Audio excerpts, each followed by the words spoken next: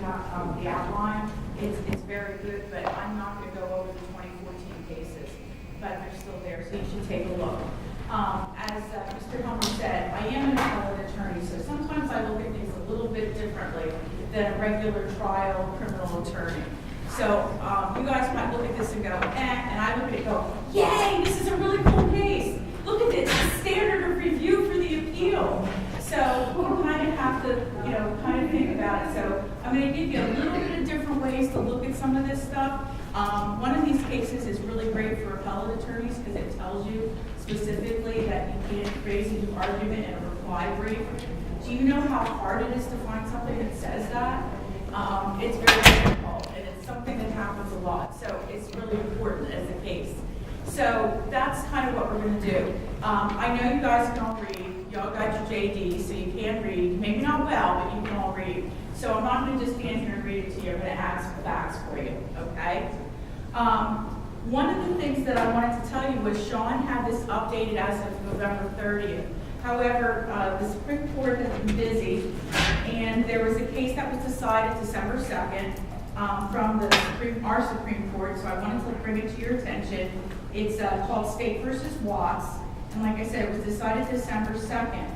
And it's kind of interesting because this is a warrant case, and they had a warrant not only for the guy's apartment, but also for his person. So they took him, they patted him down, and then they moved him to a more secure area, and they conducted a full search according to the warrant that they had.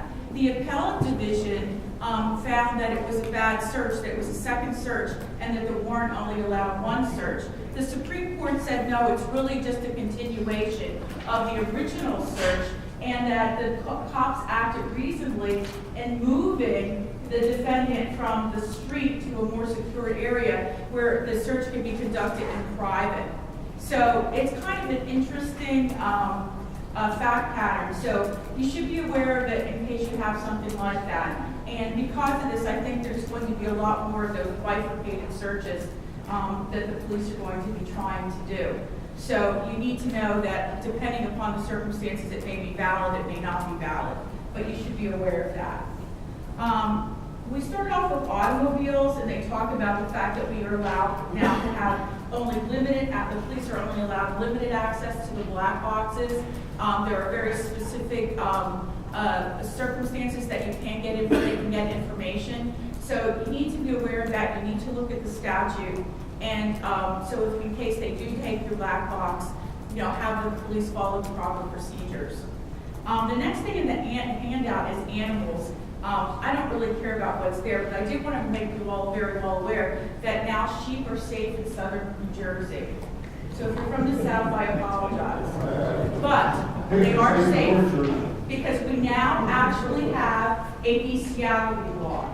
Before, bestiality was only for pornography for children, or against, not for children, but involving children. So right now, if you're an adult, you cannot have sex in any way, shape, or form with an animal, except there is an exception to the statute, and it is a veterinarian. So veterinarians are allowed to insert items into different orifices of the various animals. So your vets are very happy about that. So now that I have everybody wide awake and your attention, let's go on. Now, consent is not valid. Remember, they have to be at least over 18. And they have to say yes, because remember, silence means no.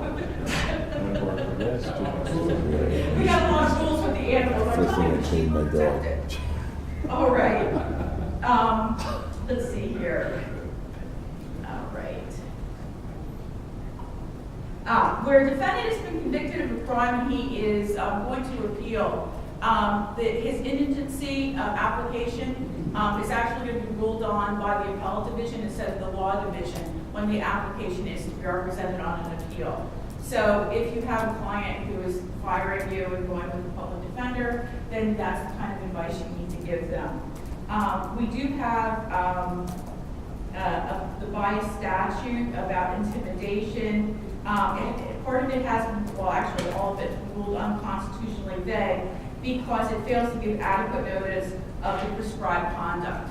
So if you do have a client that's been charged with that, It's not used that often very much, but if it is, just remember this case. It's Pomianic, I think. I can't say it really well, but it's there. Let's see here. Okay. For child abuse, there's a DIFUS case. It's EDO. Basically, they say that findings of abuse and neglect that put a person on the registry should be made by a judge, not by an administrative type of hearing that is just done by DIFUS. So they want a judge to be involved in this. This is pretty good because a lot of the times you have people that, for some very bogus reasons, get put on these registries, and you have to fight it. You end up having to go in front of the ALJ. It costs them a lot of money to fight it. And when you look at it, it's very clear that there was very little factual basis for it. And so that part of it is very good, though. It's very good for defense attorneys because of the requirement that they have to institute some type of like a Title IX action, or it has to be done by an ALJ. It's got to have some judicial primature to make it valid. Okay, kind of skipping around here. Well, now we get to driving while intoxicated, and of course we have State versus Adkins and State versus Jones. State versus Jones is the only case that's reported so far after the remands in State versus Adkins. In Adkins, basically, the court finds that Missouri versus Neely does require warrants except in true exigent circumstances, and they do find that there is retroactive application of Adkins of McNeely to New Jersey law. Interestingly, the Supreme Court actually falls on the sword and says, we kind of gave the impression that you didn't need warrants, and we've kind of been wishy-washy about that, and we've never said that you really require the warrant. And because of the series of cases like Bravada and Dial and stuff of that nature, you can see where the law officers were getting that kind of an impression that you didn't need the warrant. And because we haven't done what we were supposed to do, you really can't hold the officers responsible. So they kind of took one for the team. Really have never seen them do that. It's never anybody in the court's fault. This is the first time I've ever seen that done by the court. But they did find that you do have to have a warrant now.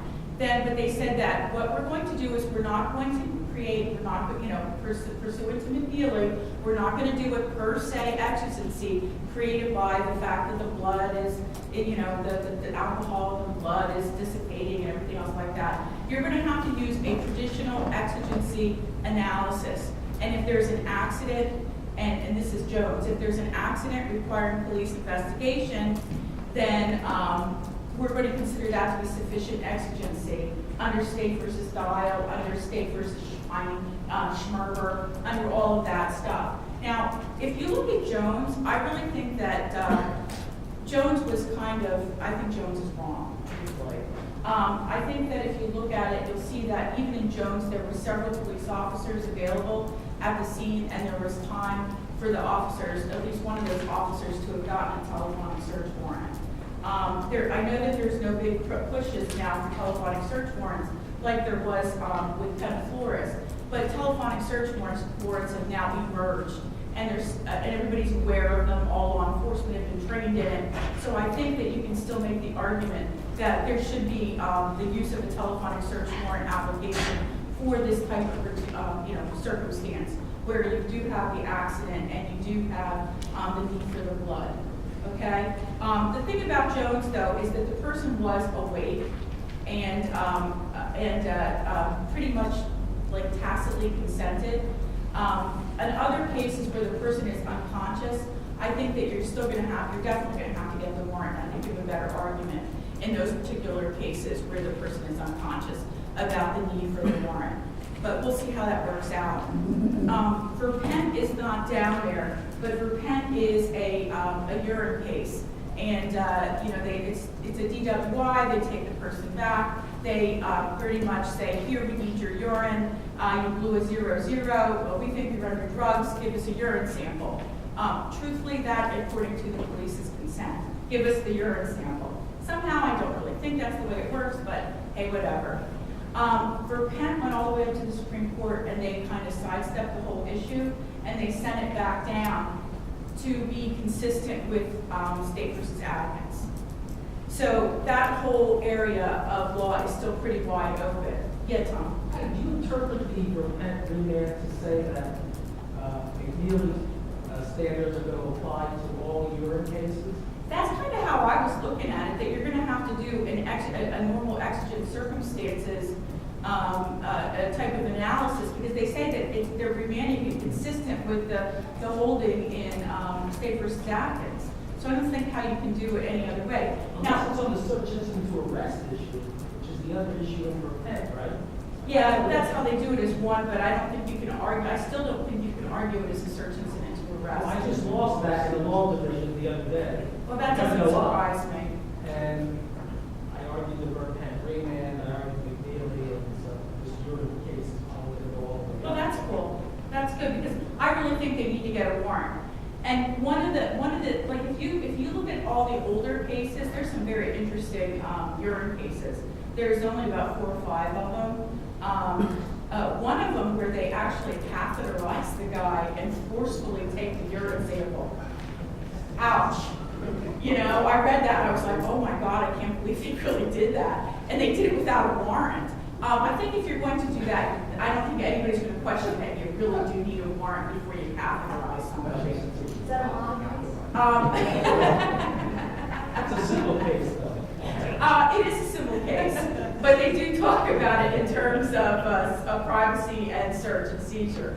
But they also, then there's another one that they talk about, and they talk about the fact that the person said yes, that they were under the influence of drugs, but they weren't sure what kind of drug it was, so there was some type of an emergency to try to figure out if the person really was under the influence of a drug. Now, you and I all know, they take that urine, they throw it somewhere and hold it, and then they take it to the lab and then they have it analyzed.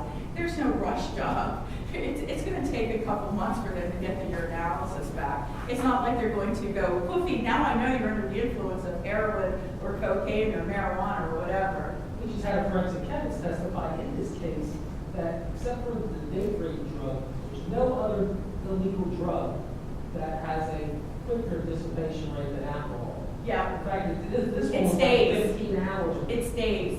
Yeah, it's mostly days. If you look at the NHTSA website, there is a whole bunch of information about all the different drugs.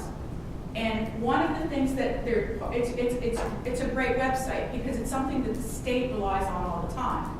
So you look at there and you look under the drugs and like cannabis, so you look under cannabis. And cannabis doesn't even metabolize in the body until at least 4 hours after it's been ingested. So you're not going to see anything in the urine until at least 4 hours. So where's the exigency there? And then it lasts up to 30 days, or there's metabolites still being processed up to 30 days. So it tells you that. Now the other thing to do is to look at the DRE stuff and the symptoms that they show, and then compare it to the symptoms that NHTSA says. Okay, they don't match up ever. I've done like 3 or 4 of these. So then I attach those when I do my suppression briefs. I'm probably one of the more hated people in various counties now, but that's okay. The other guys, they like them, they can hate me. I asked them to take judicial notice of the NHTSA website. A National Traffic and Safety, Highway Safety. Yeah, it's. I actually did it for one of yours. So you have the website, you have all this stuff on one of your suppression motions. So you can ask them to take the judicial notice of what the information is in there, so therefore you don't really have to get an expert. And then you can start challenging some of these things. So, I have a really good brief. I think it's a good brief. So if anybody wants it, just let me know. All right, we'll see what we can do. Okay? Are there any other questions about the DWI stuff and blood and alcohol and all that stuff? We can move on. Okay, good. All right.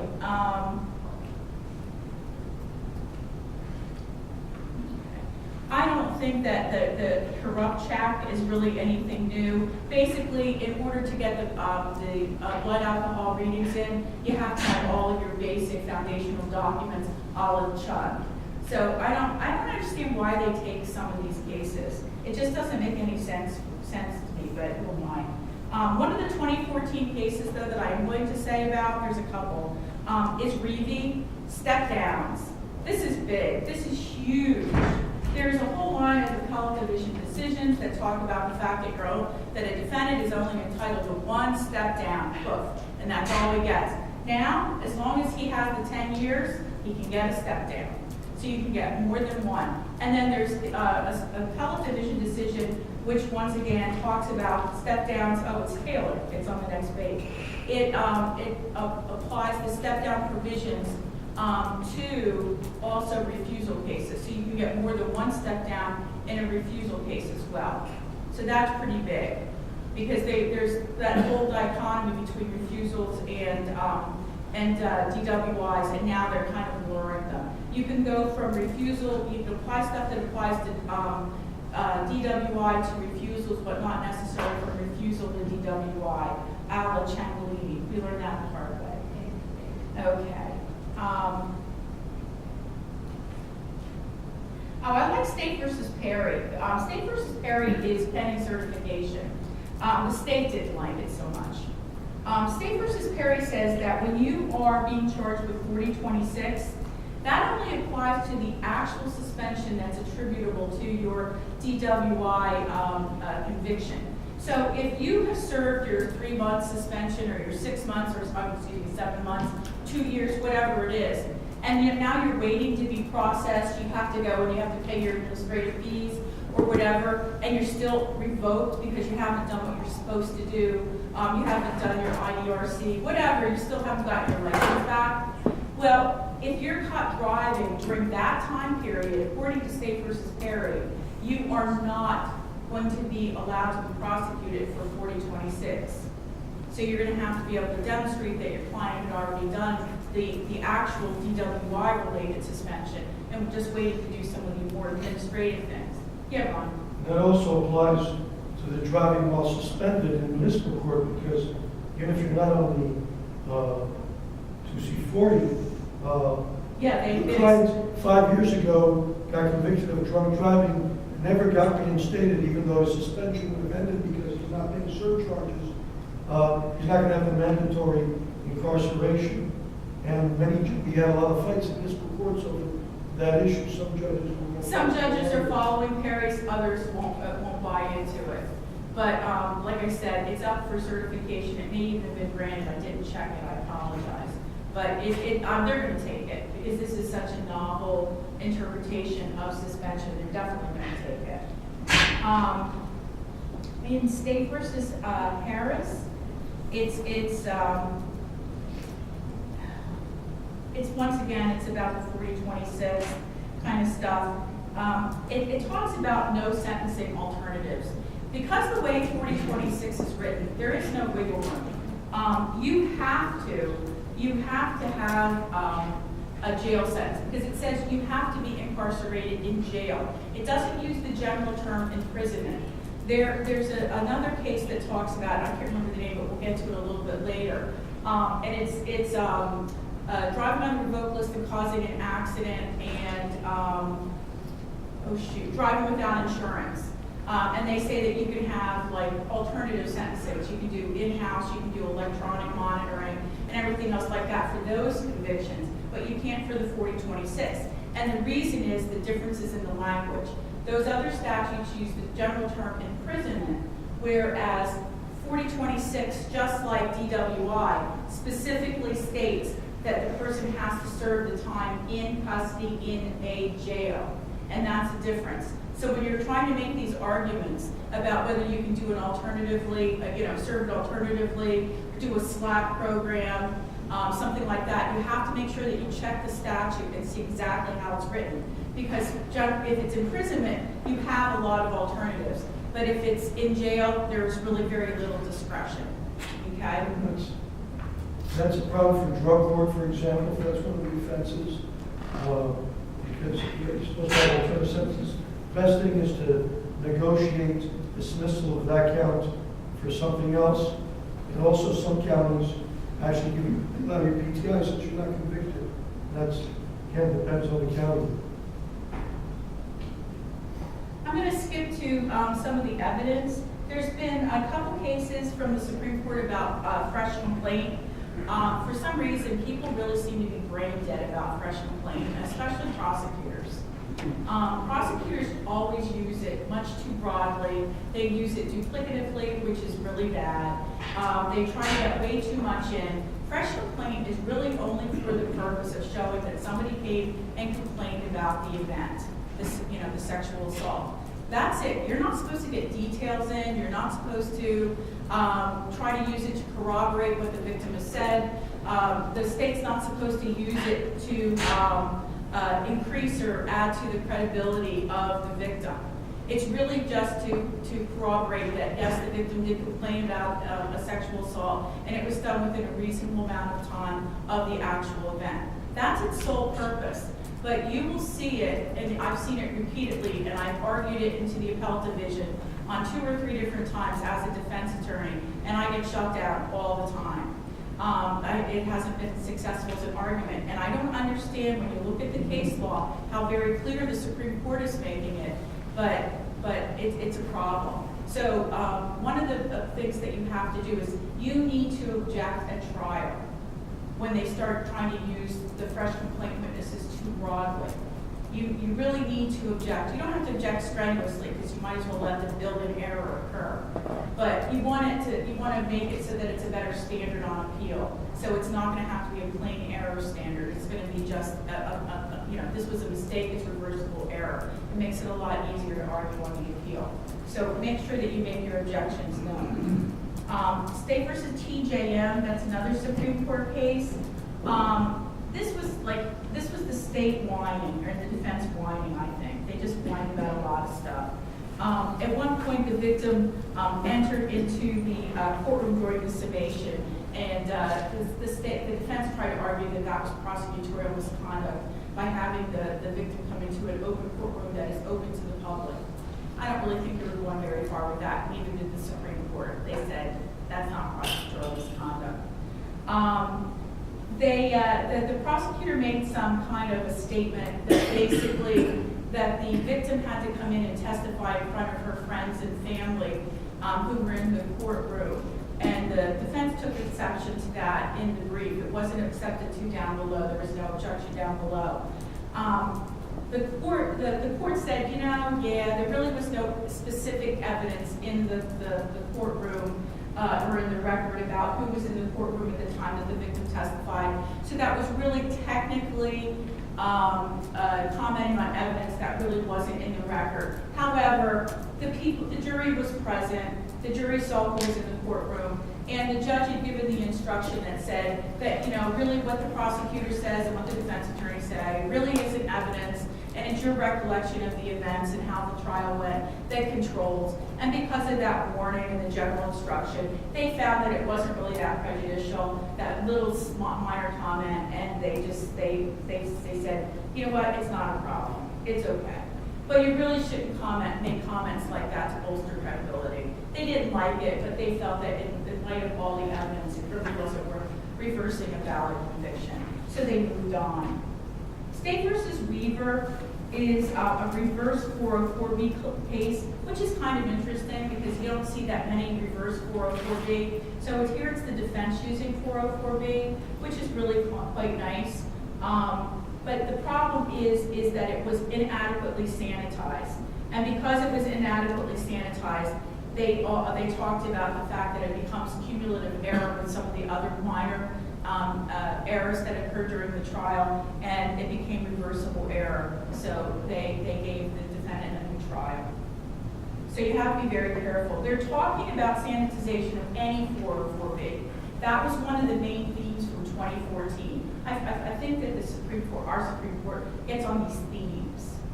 Okay, so does the appellate division. So, you know, you get your DIFUS themes, and then you have your 404B themes. And well, right now, our appellate division is on evidentiary hearings for PCRs. That seems to be one of their big themes from 2015. There's been so many remands from, you know, some reported, some not, but they're all based upon the failure to hold an evidentiary hearing. Another theme is about withdrawal of guilty pleas from our Supreme Court and sometimes the appellate division. So that's one of those other things that they're talking about. See, here's the other themes. You got Brockington, which is an appellate division. It's a 404B analysis. This is actually very good because it talks about the difference between what actually is 404B evidence versus intrinsic evidence, a la State versus Rose. Okay, so you have to know that difference, and also talks about what is appropriate, what is the test for an appropriate lay opinion. So it's very instrumental for that. The next case, State versus JM, or is it an IM? I'm not sure. JM. This is a guy who is a masseuse, or a masseur, I should say, and he was accused of sexual assault. They used a prior incident that he had been accused of 6 years before, but found not guilty, and that didn't go anywhere, as 404B evidence. So basically, they said the courts were not happy about that. They said if the person, you got to show by clear and convincing evidence that it actually happened. When the person was found not guilty or wasn't pursued, you're not going to make your clear and convincing standard because, you know, otherwise it would have been probable cause and you would have gone forward with it in front of a grand jury. And here you didn't, so you can't use it as 404B evidence. So I thought that was pretty good. State versus Shepard. This is an in-depth 404B analysis and the appropriate use of such evidence. Because once again, you and I and everybody else in this classroom, know that basically they're using 404B because they really want to show that your guy has a propensity to be a bad dude. They can fluff it up with whatever language they want, but that's what the states do. Everybody knows it, the judges know it, but we kind of couch it in these wonderful little terms.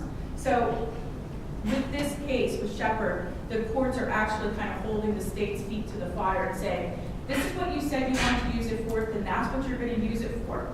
No more of this general stuff. You got to be very specific and very targeted in what you're using your 404B analysis for. And also, the courts really need to give really, really good limiting instructions to the juries so that they don't expand the use of the 404B evidence.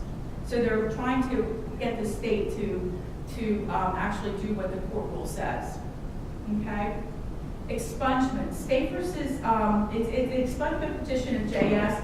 I think this is much ado about nothing. They basically talk about that if you only get one conviction, one indictable conviction that could be expunged. If you are sentenced for 3 different indictments on, account from each on one specific day, that's 3 separate indictable convictions, and you're not entitled. There was an appellate division decision probably around 10 years ago, State versus Ross, it said the same thing. There was one before Ross that said the same thing. But people just kept arguing from this prior old case that was based on the 2A statute about like, an aberrant period of behavior, and it was like a short period of time. People keep arguing that. Some of the judges kept saying, oh yeah, that's okay, that's okay. And they kept granting them, and the Supreme Court now is finally saying, no, one conviction, that's it. That's all you get. One count of